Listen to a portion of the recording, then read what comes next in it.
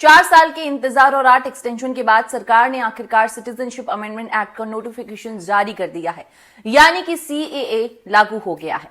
क्या फिर से विरोध प्रदर्शन होगा क्योंकि दिल्ली में सुरक्षा व्यवस्था बढ़ाई जा रही है? सीएए क्या है, इससे मुस्लिम्स को क्यों डर लग रहा है, क्यों होते हैं विरोध प्रदर्शन और क्यों हो सकता है विरोध प्रदर्शन, और पिछले 4 साल से ये मुद्दा क्यों ठंडे बस्ते में पड़ा हुआ था?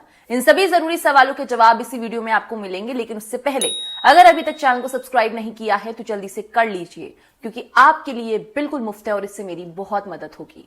सभी लोगों को नमस्कार, आप देख रहे हैं खबरवती और मैं हूं पारुल त्रिपाठी। सीएए क्या है और इसके नियम कायदे क्या हैं, सबसे पहले ये जान लेते हैं। सीएए यानी सिटीजनशिप अमेंडमेंट एक्ट एक कानून है जिसे 11 दिसंबर 2019 को संसद के दोनों सदनों से पारित कर दिया गया था। 12 दिसंबर 2019 को राष्ट्रपति के दस्तखत के साथ ये कानून बन गया था।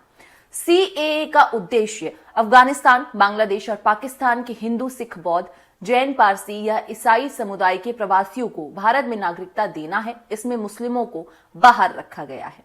इस कानून के कुछ प्रमुख प्रावधान हैं। सिटीजनशिप एक्ट 1955 के अवैध प्रवासियों को भारत में नागरिकता लेने से रोकता था।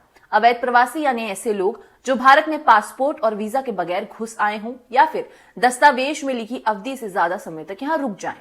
सीएए के जरिए इसमें संशोधन किया गया। नए प्रावधान के मुताबिक कोई हिंदू, सिख, बौद्ध, जैन, पारसी और ईसाई जो अफगानिस्तान, बांग्लादेश या पाकिस्तान से 31 दिसंबर 2014 से पहले भारत माइग्रेंट हुआ है, उसे अवैध माइग्रेंट्स नहीं माना जाएगा। वो सीएए के अंतर्गत भारतीय नागरिकता के लिए आवेदन कर सकता है। अफगानिस्तान, बांग्लादेश और पाकिस्तान के ऐसे माइग्रेंट्स के खिलाफ अगर कोई लीगल केस चल रहा है जिसमें उसके इमिग्रेशन स्टेटस में रुकावट आ रही है, तो सीएए के जरिए ऐसे केसेस को लीगल इम्यूनिटी दे दी जाएगी। पहले प्रवासियों को नागरिकता के लिए आवेदन करने से कम 11 साल भारत में रहना जरूरी था। अब सीएए के जरिए यह अवधि घटाकर सिर्फ 6 साल कर दी गई है।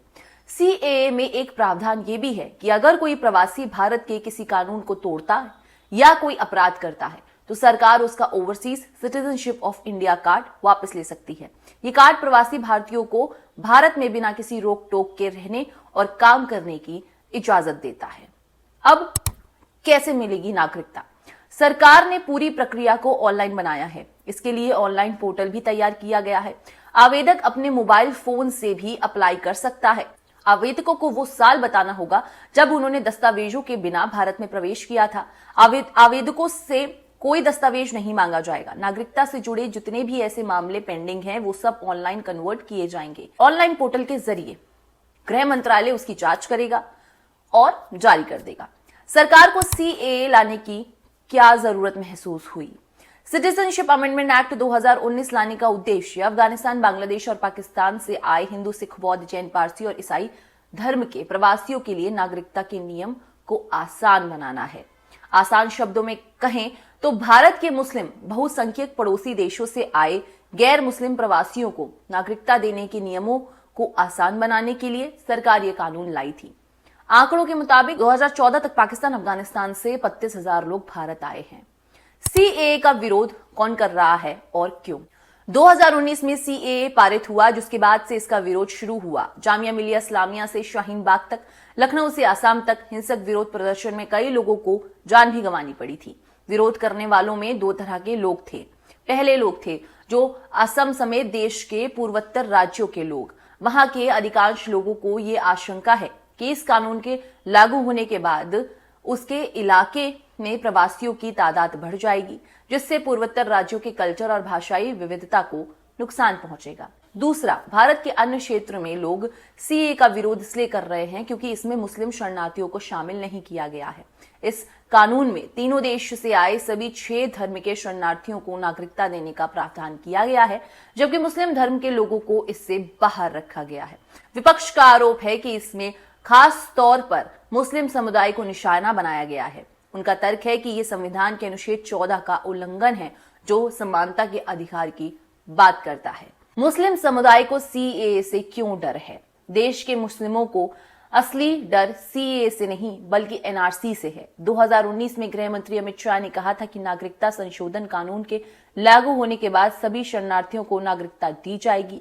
इसके बाद एनआरसी यानी नेशनल रजिस्टर ऑफ सिटीजनशिप लाया जाएगा। एनआरसी के माध्यम से भारत में अवैध रूप से रह रहे विदेशी नागरिकों की पहचान की जाएगी। देश की नागरिकता साबित करने के लिए किसी भी व्यक्ति को कुछ शर्तों को पूरा करना होगा या जरूरी दस्तावेज प्रस्तुत करने होंगे। मुस्लिम समुदाय के बड़े तबके का मानना है कि सीएए लागू होने के बाद एनआरसी को लाया जाएगा, जो मुस्लिम समुदाय की नागरिकता को लेकर संकट पैदा करेगा। हालांकि केंद्र सरकार विज्ञापन जारी कर पुष्टि कर चुकी है कि इस कानून से पड़ोसी देशों से आने वाले अल्पसंख्यकों को नागरिकता दी जाएगी, किसी की भी नागरिकता छीनी नहीं जाएगी। अब सीएए तो लागू हो चुका है, अब एनआरसी कब लागू होगा ये तो वक्त बताएगा। लेकिन फिलहाल क्या विरोध प्रदर्शन होगा, आशंका लग रही है। जो विपक्षी नेता हैं उन्होंने बोला है कि अब हमारे पास विरोध करने के अलावा तो कुछ और चारा बचा नहीं है। क्या कुछ होगा आने वाला वक्त हमें बताएगा, लेकिन फिलहाल सीएए देश में लागू हो चुका है। इसके पीछे की रणनीति क्या थी, इसको लागू करने से क्या कुछ देश में बदल सकता है, वो तो आने वाला वक्त बताएगा। क्योंकि अब ना तो जनता के हाथ में कुछ और है, ना विपक्ष के हाथ में कुछ और है, ना किसी और के हाथ में कुछ और है, बस सत्ताधारी पार्टी के हाथ में ही सब कुछ है। अगर ये वीडियो पसंद आया तो इसे जरूर लाइक कीजिए, शेयर कीजिए और ज्यादा से ज्यादा लोगों तक पहुंचाने की कोशिश कीजिए। चैनल को सब्सक्राइब जरूर कीजिए, पूरा वीडियो जरूर अंत तक देखा करिए और ऐसे ही खबरवती को ढेर सारा प्यार देते रहिए। शुक्रिया।